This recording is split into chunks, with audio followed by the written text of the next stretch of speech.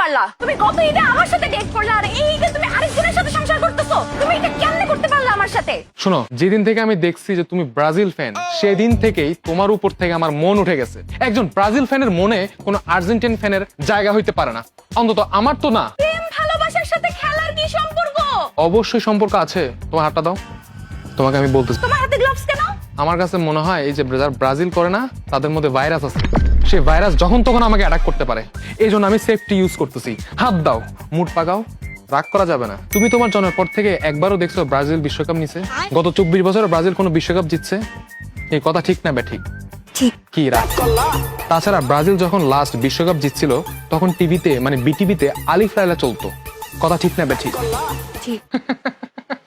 তাছাড়া তোমরা Brazil fan হয়েও মনে মনে চাও পর্তুগাল বিশ্বকাপ জিতুক। কি কথা ঠিক না ঠিক? ঠিক। কি রাগ করলা?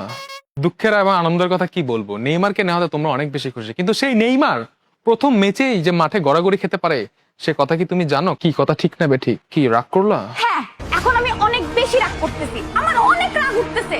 তুমি কোন অধিকারে আমাকে এত কথা শোনাচ্ছ? রাগ করে লাভ নাই। তোমার আর আমার এই সম্পর্কে তুমি আমাকে কি দিয়েছো, কি অফার করছো? কিন্তু তুমি কি জানো ভিশন আমাকে কি কি অফার দিচ্ছে?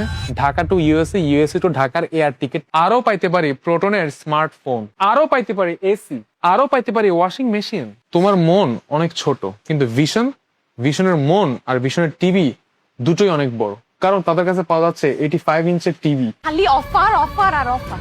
আমি থাকবো না। আরে শোনো না খুকুমনি, কোথায় যাচ্ছ? এই অফার তো এখনো শেষ হয়নি। আরো পাইতে পারি ল্যাপটপ, আরো পাইতে পারি স্কুটি। শুধু প্রমোশনটাই চিনলা, আমার ভালোবাসাটা তো চিনলা না। আস্তাগফিরুল্লাহ বলো, আস্তাগফিরুল্লাহ বলো, নাউজুবিল্লাহ।